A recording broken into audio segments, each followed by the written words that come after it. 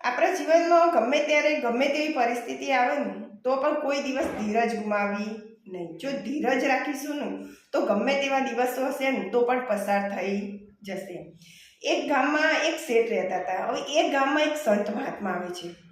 હવે એ ગામમાં જે શેઠ હતા ને એ બહુ આસ્તિક હતા. તો એ સંત મહાત્માને પોતાના ઘરે લઈ જાય છે અને એમની બહુ સેવા પૂજા કરે છે.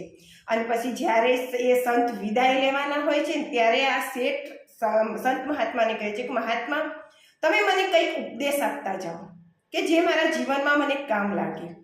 ત્યારે સંત મહાત્મા 2 કવર મંગાવે છે અને પછી 2 ચિઠ્ઠી બનાવે છે અને 2 ચિઠ્ઠી એક કવરમાં મૂકે છે.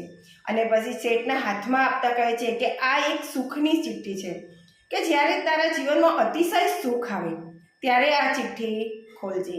અને આ એક બીજી ચિઠ્ઠી છે એ દુઃખની ચિઠ્ઠી છે. તો તારા જીવનમાં અતિશય જ્યારે દુઃખ આવે ને ત્યારે આ ચિઠ્ઠી ખોલજે એમ કહી અને સંત મહાત્મા તો વિદાય લે છે.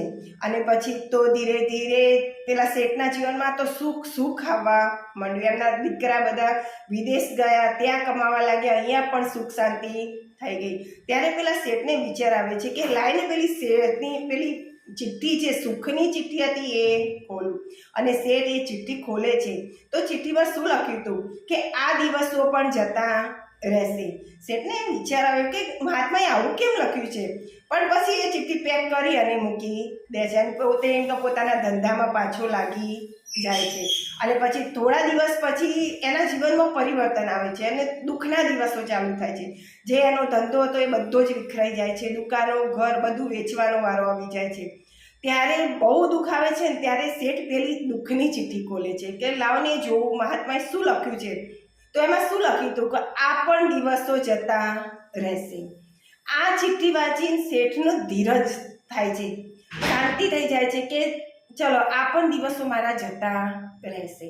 એટલે કહેવાય ને કે જો જીવનમાં ધીરજ હોય ને તો ગમે તેવી પરિસ્થિતિ આવે તો પણ આપણે અડગ રહી શકતા હોય છીએ. કોઈ દિવસ આપણે ધીરજ ગુમાવવાની નહીં, તો આપણા ગયેલા દિવસો, સારા દિવસો પણ પાછા આવશે. જય સ્વામિનારાયણ.